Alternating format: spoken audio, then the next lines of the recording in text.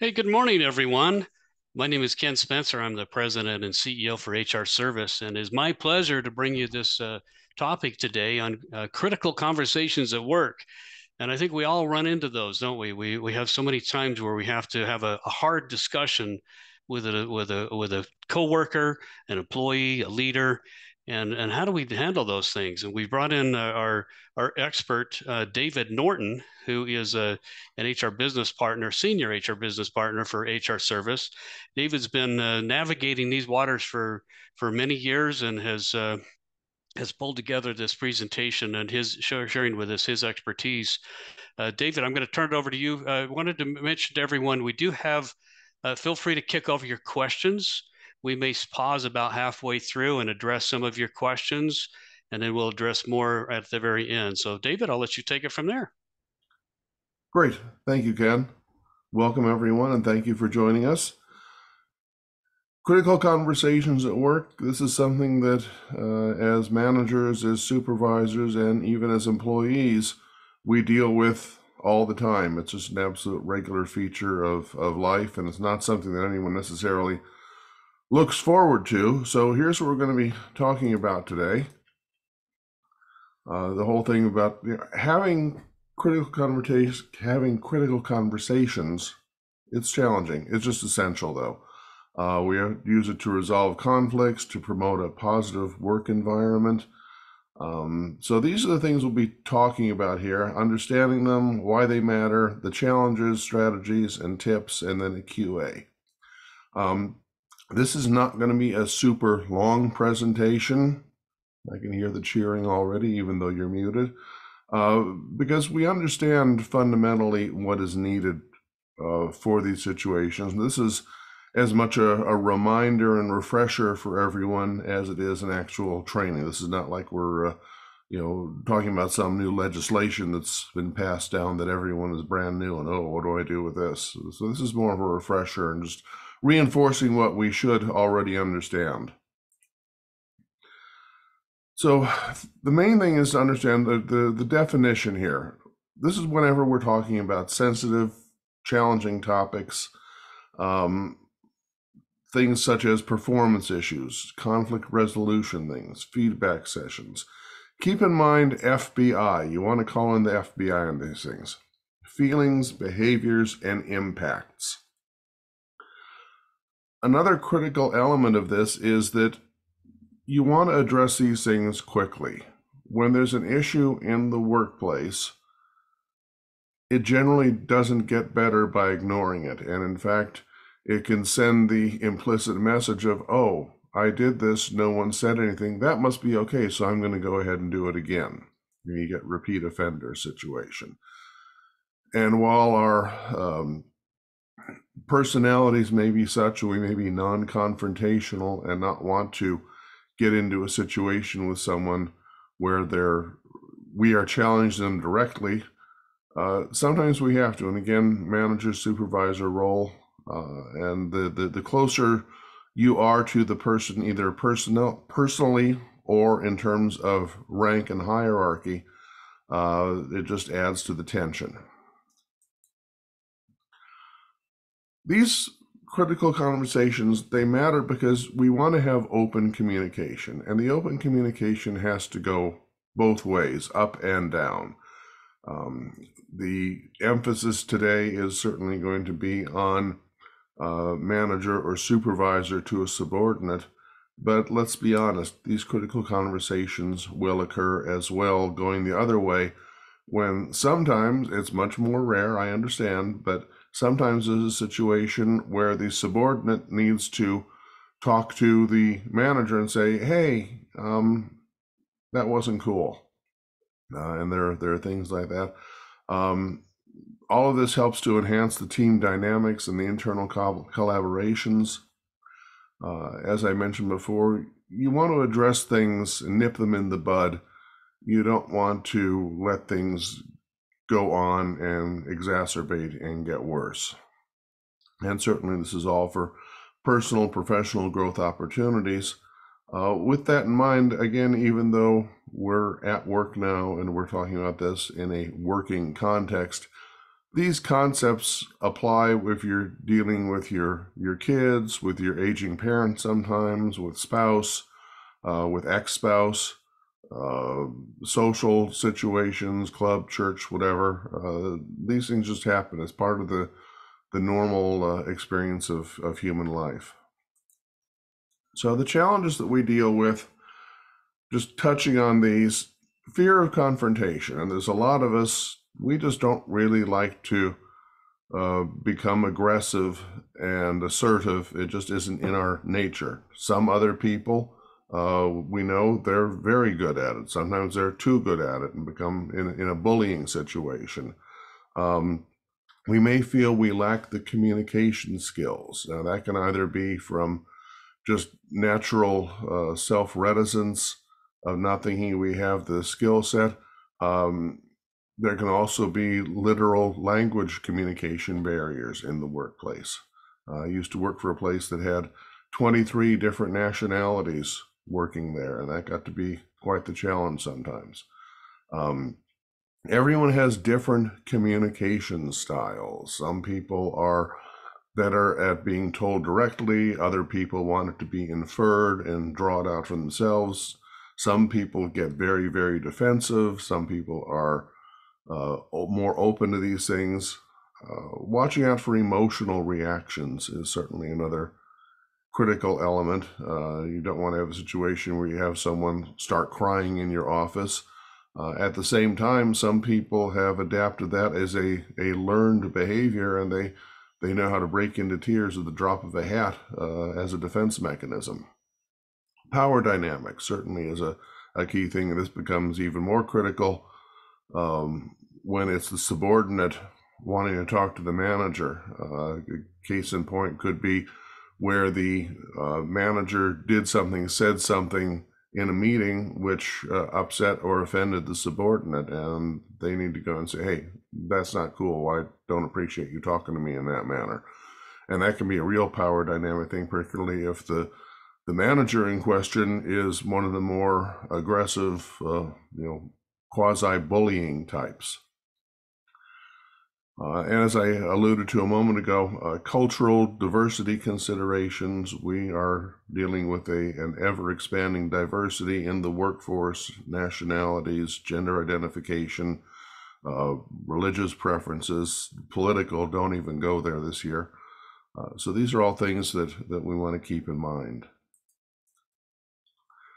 You want to prepare in advance for these things, insofar as possible. Sometimes a critical conversation just happens and you weren't planning on it. We'll adjust that separately. But you want to be very clear in your own mind, and this is super critical. Clarify your own objectives for the conversation. Make sure that you know what you want to say, what you want to communicate, and what you want the outcome to be. Know in advance what the desired outcome is going to be. That's really important, because that way you can keep the conversation on the track that you want it to go on. You want to, insofar as possible, anticipate the potential reactions and prepare your responses for them. Although it's an axiom in military history that no battle plan survives first contact with the other side. So you can only script out a conversation about the first 10 seconds or so and then see what happens. Certainly you want to have facts and information. It is not a good idea at all to approach someone with vague generalities of, hey, you're always doing this, or you never do that. The problem is that they'll turn around and give you the one specific date and time where they actually did it, which kind of negates the whole of your argument. Choosing the time and place. You want to do this in private.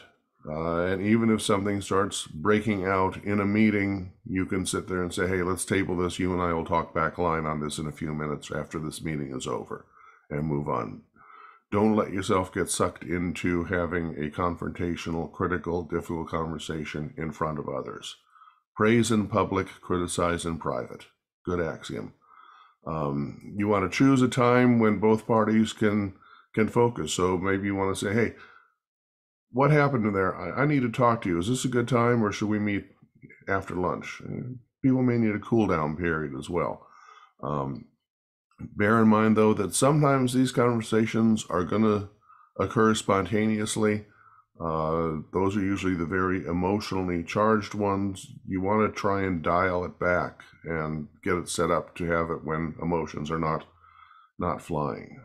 Speaking of which, staying calm and collected, really important. You want to keep your composure. The one who starts yelling first is usually the one who loses. Unless there's just a really strong power dynamic there. And even there, you may win the battle, but lose the war. If the employee involved is valued, productive, and you've done something that's going to upset them so much that they're going to walk on you, maybe not a good thing. Calm, steady tone of voice to convey the message. Again, this is so critical that you don't want to yell and exacerbate things. I knew someone who, the madder he get, the more quietly and calmly he spoke. So when he was talking like this, you knew he was seething inside, but he wasn't raising his voice anywhere. And that's a good technique to learn. Hey, David, question Yep, for you. I think we've sure. all had those situations where, it starts out with a casual conversation, then it kind of escalates. So and it was a hard discussion. And what do you do when the other person is just, their emotions are so high, their voice is high, they're almost attacking you. What's a strategy for you there? At that point, I would say, time out. Hey, let's each go get a cup of water and reconvene in 5 minutes, 2 hours, whatever, because we want to sort this through. And I can tell that we're just both being a little bit, don't be accusatory. Do not say, I can see you're being very emotional. Throw yourself in. I can see we're both getting emotional about this, and let's just take a break and come back in 5 minutes and keep talking. One of the things that I've had some success with, and it's worth a try maybe before I go to the break, but I find if I can just put on my listening hat and use active listening skills, and maybe just kind of pause for a moment, say, hey, and I got to keep that level voice tone you were talking about. Yep. And if I go in and say, hey, if I understand you correctly, this is what you're saying, or this is what's concerning you. Tell me more about that. And if they feel like I'm hearing, sometimes I'm able to bring that escalation down to where we can continue a conversation. If I try that a few times and it's not working, then I definitely would go that route of time for a break. Hey, how about we have a pause for a moment, have a break, and then maybe we can get back together and reconvene. So Yep, cool. Thank very you. important, very important. I think I addressed that on one of the upcoming. But going back here, the I statements. You don't want to go into an accusatory you mode. You do this, you do that, blah, blah. While it may be true, I observe that this is happening. I feel when this occurs. Put it back into, as the example here says, I feel concerned when deadlines are consistently missed, not you always miss the deadlines. Touching on what Ken was just speaking of, active listening. It is very important to listen to the other person's perspective and reflect back. There are situations where you will learn something really, really critical. That you're upset, you're frustrated, you're wanting to talk. So, hey, why is this going on? And you bring them in, and they'll come in and say, well, my husband left me over the weekend, and now I'm stuck with the kids, and I think he's going to file for divorce. Well, that's going to change the tone of the conversation really, really fast. And then you're getting an awareness of what's going on, that there's a bigger picture situation to keep in mind. That's obviously a very dramatic example. But as Ken was saying, actively listening to what's going on, understanding what's going on. Real important is to focus on the issue. You want to metaphorically be standing side by side, shoulder to shoulder, looking at the problem, not nose to nose and toe to toe at each other and challenging this. You want to always separate the problem from the person, and certainly avoid any personal attacks. And that falls into the whole concept of emotional intelligence, emotional maturity, which, pause for preview, we're going to be doing a presentation on that later this year. Again, providing examples is important to do. You want to be specific as possible and be able to turn around and say, last week we had a presentation and you were 4 hours late getting your materials to the sales team, and that meant the sales team had 4 hours less time available to get their part finished up for the meeting with the client at 8 a.m. the next morning. And this caused the team to have to reconvene on Zoom after dinner. Be clear and very specific and detailed. That way you're illustrating the points and you're working off of fact and not strictly off of emotion. And again, this ties in with the active listening. You want to have the other person share their perspective. Well, yes, you're right. I was late getting that presentation put together. I was waiting on, who do I want to pick on? Engineering to get me the specs on this new widget that we're designing. Again, you want to have a conversation, not a monologue, not a diatribe, certainly. Understand what's going on. All ties in with the active listening. And again, the collaborative approach. You want to find the solutions together, find the common ground. There's usually a middle ground that you can find that's going to show you that this is how it's all going to work out. Now, when you're talking about a past situation, the material was provided 4 hours late and the sales team had to do a Zoom at 7 p.m. to finish it all up.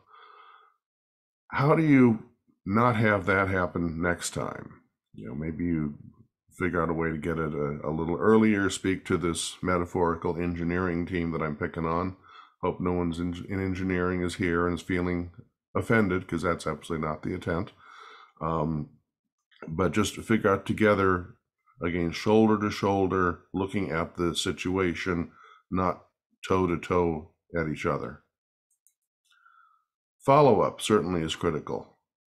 You want to do a follow-up, whether it's a day, a week, a month, and this can be either formal or informal. When it's a formal follow-up, like a performance improvement plan, that's one reality, but you usually are going to gain more credibility and get farther if it's on an informal basis. Hey, what we were talking about last week, you did this other presentation and, went much better, and thank you for the extra effort. It was really noticed and appreciated. Ongoing communication. Just make sure that people are feeling comfortable, close the loops. Nonverbal clues are really important, and this is a challenge that we live in more so these days with a remote workforce. You want to pay attention to body language as much as possible. If someone is hunkered down with their arms folded, that says one thing, versus being arms open, neutral expression. And you want to also be careful of your own nonverbal cues. Make sure that you're making eye contact. You're not staring at your phone. You're not looking at your other computer monitor and sending the subliminal message, hey, I'm talking to you, but this isn't really important. You want a direct eyeball-to-eyeball contact with people. Now, sometimes things are just in a bad state, and here's where you want to get a third-party, human resources, ideally, or another manager, peer, neutral person to come in and join the conversation.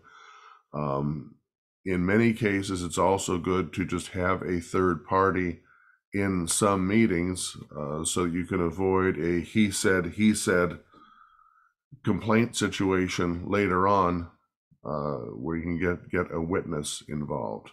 Um, I also want to touch very briefly here on meetings, on recording of meetings, as this came up on a help desk call we fielded recently.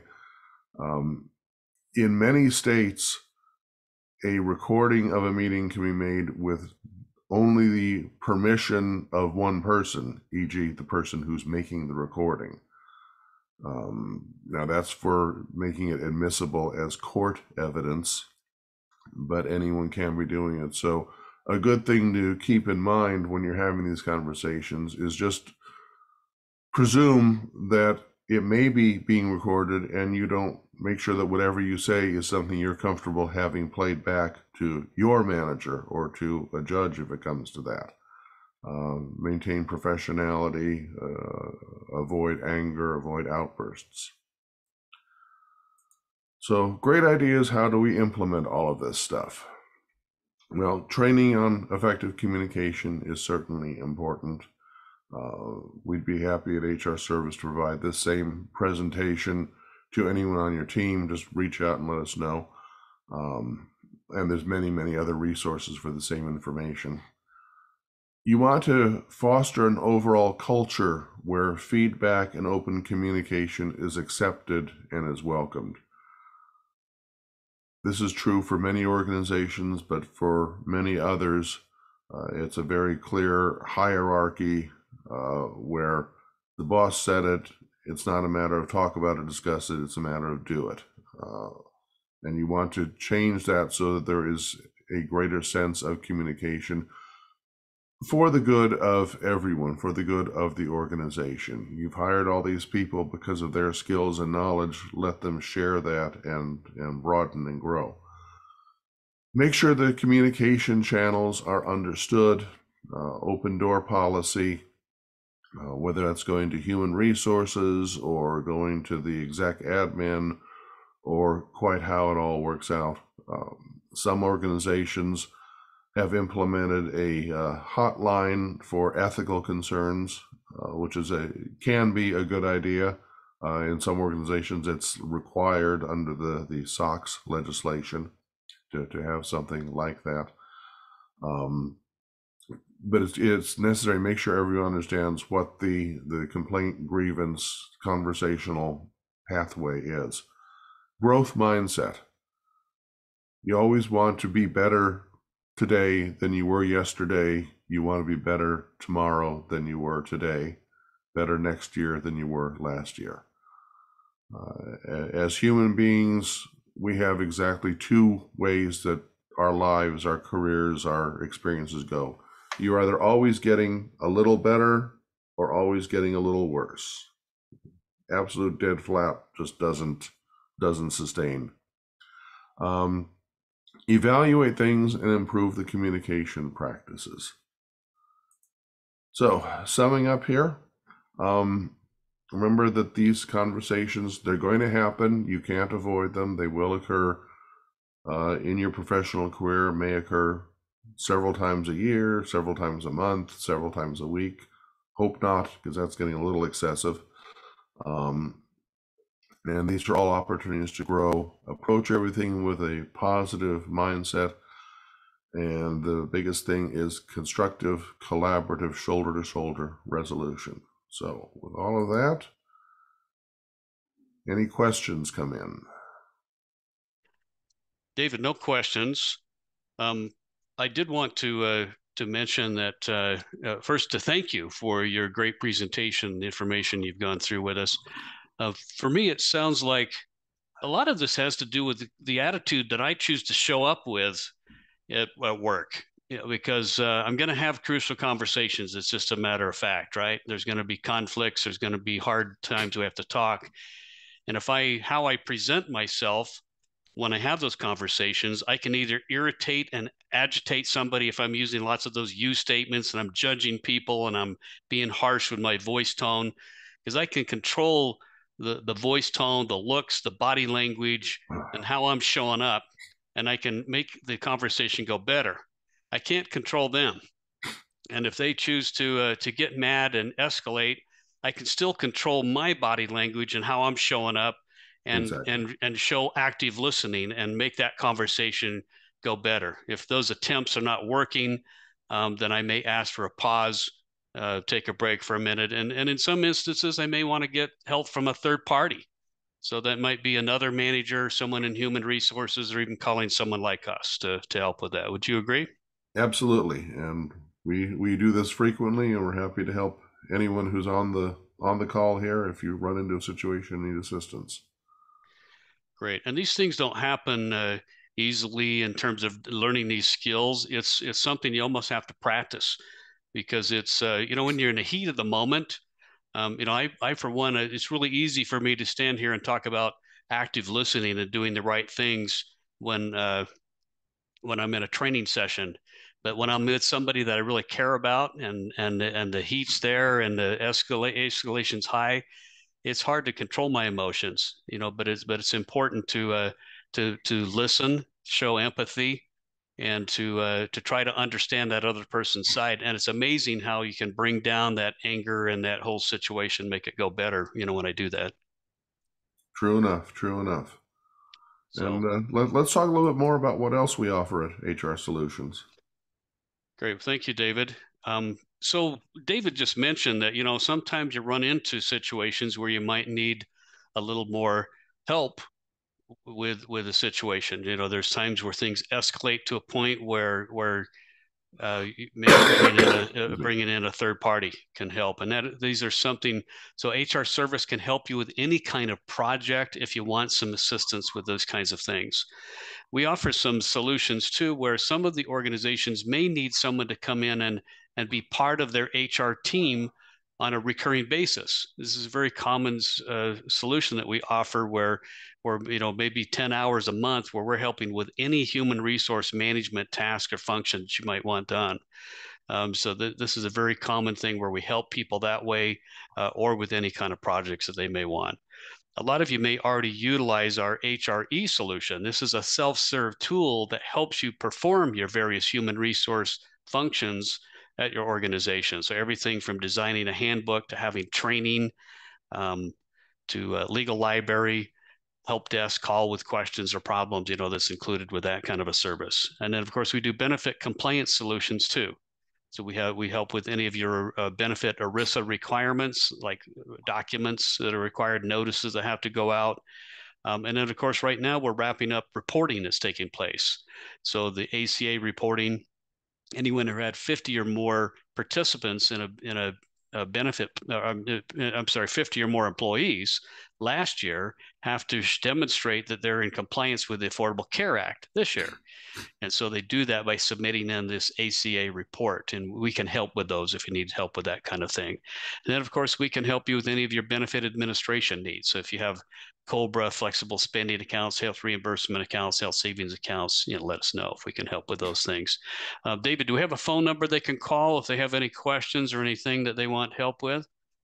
So here's our number, 833-685-8400, extension 1, or you can email the solutions at hrserviceinc.com, and we can help you with any of these kinds of services, or if you're having challenges that you want some help with, just let us know. Okay. And before we close, Ken, it looks like we do have one question that got posted. Oh yes, let me read you the question, David, and I'll let you answer that. The question says, "What if there is a situation that escalates, and the person who is at the office is the office bully is never addressed, and makes it a bad work environment for someone and supervisors that do not address it, as they let themselves be affected as well. So the person being bullied is never supported or helped. What then?" Well, this is quite literally a topic on its own because we have a presentation on harassment and bullying behaviors prevention. But just touching on that, it's important that you train and empower everyone in the team of how to deal with this. And just the same as with sexual harassment, racial harassment, discrimination, bullying is something which is not acceptable at all. And you need to empower everyone to teach them how to intervene, um, People who are bullies very often like to be bullies in the shadows. They don't want a spotlight thrown on them. They're going to talk to people out of line of sight, um, where others are not necessarily listening, and they're going to be offensive because then they can deny they said it. So you want to teach people to feel free to intervene, to deflect the conversation, to interrupt, to come in if possible. If you're experiencing the bullying, quite likely others are. So this is a matter of you may want to get a couple or three people together, and then you either go to human resources to talk about it, or if you feel comfortable confronting the bullying directly. By and large, bullies are actually fairly cowardly.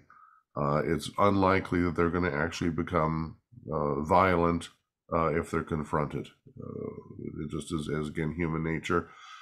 Not always the case. There are some people who, yeah, there's definitely a health and safety risk, and there you have to approach that in a very different situation.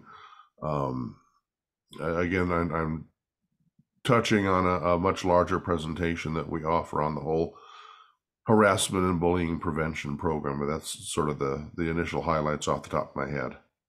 A lot of times the what we may say is bullying may actually just be somebody that's very outspoken. They're sharp. They're attacking with the way they talk. They're judging. They're hard to work with. So like David said, bullying to me would, the real definition of bullying is maybe somebody actually threatening or so a lot of times in the work environment they may not even know how they're coming across to people. And so we need to exercise these things that David's trained us in, and somebody have that conversation with them. Probably that person's supervisor would likely be the best one, but certainly anyone could be empowered to confront and say, "Hey, I want you to know how that's coming across to us." And confront the person and help them understand how they're being perceived and how it's coming across and how it's hurting the environment, and try and coach and guide them to maybe show up differently. Looks like we've had another question come through here, David. Let me read that one to you. Sure. How do you handle a situation where the person you're addressing shuts down and wants to leave the conversation and not continue listening or participate? And that's very common, right? We either fight or flight or Yep. freeze, and so what do you do when they're Yeah. they're freezing or they're just not opening up at all? Well, if they're not opening up, I would recommend that you continue to speak your piece, but do it in the condensed Reader's Digest version of it. Wrap things up and say, look, here's what I want you to understand. Give it the 30-second summary. Then follow up with them a couple of days later, maybe first of the next week or something. And I would try and draw them out. I'd say, hey, it appears like you're a little quiet. Tell me what's going on. Or, it seems, or they're trying to leave the room and say, hey, how about, hey, take a pause for a second and sit down. Tell me what's going on. What is it that makes you feel like you need to leave? So sometimes just talking about the what's going on and trying to get them to open up a little bit more might be helpful. So great. Well, it looks like that's all of our questions that have come in. But David, thank you again for this great presentation and the information, and thank you everyone else for joining us today. Have a great morning. Very good. Take care, folks.